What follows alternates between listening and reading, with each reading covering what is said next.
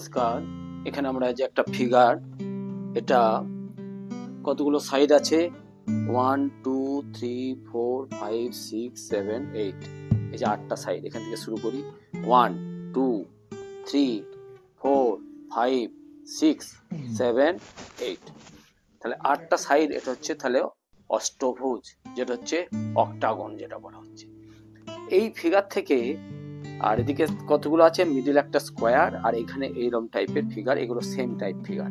এটা 4টে, ওদিকে একটা 5টা, এই 5টা দিয়ে আমাদের এই অক্টাগন যেটা হচ্ছে আমাদের অষ্টভুজ যেটা আমাদের তৈরি করা হয়েছে। এইটাই আবার আমরা স্কোয়ার বানাবো। কিভাবে বানাবো সেটাই দেখি। একটু রিঅ্যারেঞ্জ করে দিলেই কিন্তু স্কোয়ার হয়ে যায়। দেখা যাক।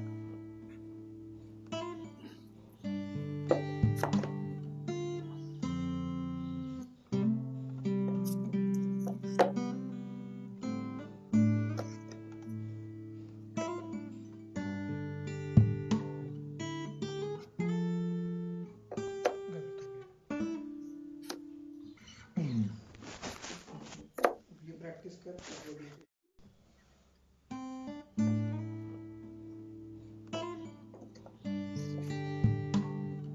এই যে এটা রিঅ্যারেঞ্জ করলে আমরা কি পেয়ে গেলাম, একটা বড় ক্ষেত্র স্কোয়ার।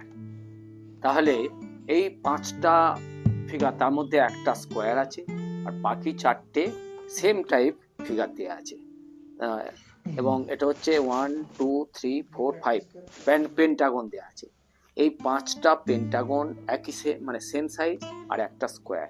এগুলো দিয়ে একবার বড় ক্ষেত্র করতে পারছি, তারপর আবার এগুলো দিয়ে আবার আমরা অষ্টভুজ, এটা হচ্ছে বড় ক্ষেত্র এবং স্কোয়ার, আর এটা হচ্ছে অষ্টভুজ অক্টাগন আমরা তৈরি করতে পারছি।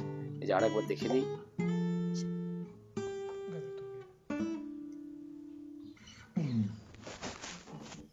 ये प्रैक्टिस कर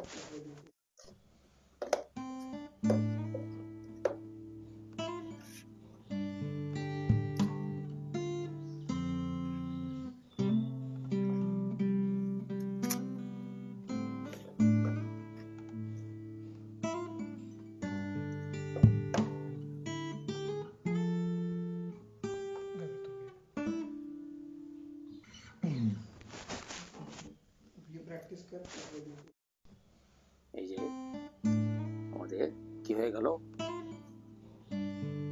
অষ্টভুজ অক্টাগোনাল।